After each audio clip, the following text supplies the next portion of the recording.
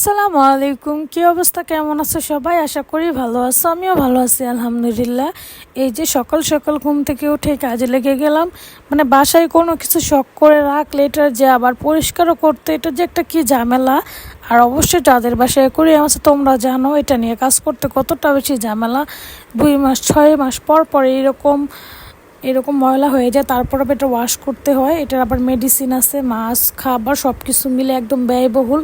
তারপরও শখের বসে মানুষ এগুলো রাখে।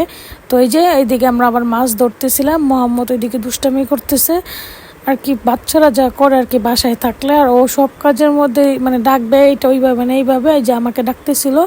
আর এখন আমার কাজ শুরু হয় নাই, আব্বু জাস্ট পানিগুলো ফালানোর পরে তারপর থেকে কাজ শুরু হবে। আর হচ্ছে পানি ফালানোর একটা পাইপ ছিল, এর মধ্যে আমি আমাদের গোল্ডেন ফিশটা ধরে নিয়ে আসছি তোমাদের সাথে একটু দেখানোর জন্য।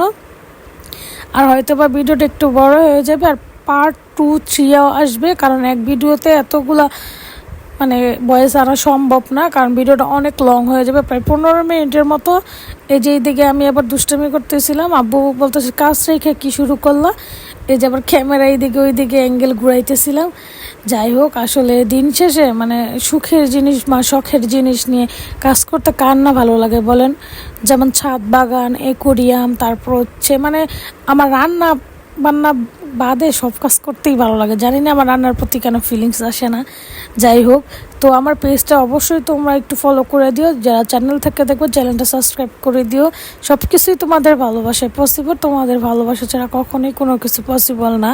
এটা জাস্ট খালি পার্ট 1, প্রথম পর্ব, যেইখানে দেখতেছো যে তোমরা সব কিছুই পরিষ্কার করতেছে। এদিক দিয়ে আবার আম্মু ক্যামেরার সামনে দিয়ে চলে গেছে। যে ফাইনালি অর্ধেক পানি ফেলানো শেষ। হয়তো বা দ্বিতীয় পার্টে তোমরা দেখবা এটা ওয়াশ, আর তৃতীয় পার্টে দেখবে তোমরা এটা কীভাবে সুন্দর করে সেট আপ করলাম, কারণ এক পার্টে এতগুলা ভিডিও দেওয়া সম্ভব না।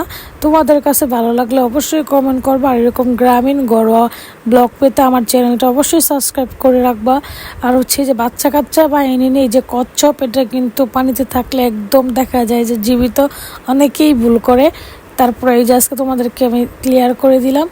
তো যাই হোক, সব কিছু মিলে পরিবেশ আর ওয়েদারও ছিল সেই দিন অনেক বেশি সুন্দর। এই যে জাস্ট খালি পানি ফেলাইতে লেগে গেছে প্রায় 7-8 মিনিটের মতো। এরপরে তো আবার আছে এটা প্রসেসিং, ওগুলো আবার পাথর টাথর দেওয়া, সবগুলো বের করে তারপরে ধুইতে হবে। তো আব্বু বলতেছিল তুমি বড় বড় পাথরগুলো উঠাই ফেলো। এই যে আনাফ আবার দুষ্টামি করতেছিল, বারবার সামনে দিয়ে যাইতেছিল আইতেছিল। আমি জাস্ট বলি যে ক্যামেরাটা একটু এইদিকে ঘুরাও, আর ও দিয়ে দাও আরেক দিকে। সব কিছু মিলে মানে দুষ্টামি আর কাজগুলো একদম ঠিকঠাকই চলতেছিল আলহামদুলিল্লাহ। এই যে এখন আবার এই ফোম দিয়ে পানিগুলো ওঠানো হবে, এটা আপনারা আবার দ্বিতীয় পার্টে দেখতে পারবেন। অবশ্যই কমেন্ট করে জানাবেন যে আমার অ্যাকুয়ারিয়াম ধোয়ার প্রসেসিংটা কি ঠিক আছে নাকি ভুল, অবশ্যই কমেন্ট করে জানাবেন। আর হ্যাঁ, দ্বিতীয় পার্ট দেখতে চাইলে অবশ্যই আমার ভিডিওটা বেশি বেশি লাইক কমেন্ট শেয়ার করে চ্যানেলটা সাবস্ক্রাইব করে সামনে এগিয়ে নিয়ে যাবেন। আর আজকের মতো এই পর্যন্ত, আবারও আপনার সাথে দেখা হবে দ্বিতীয় পার্টে। আল্লাহ হাফেজ।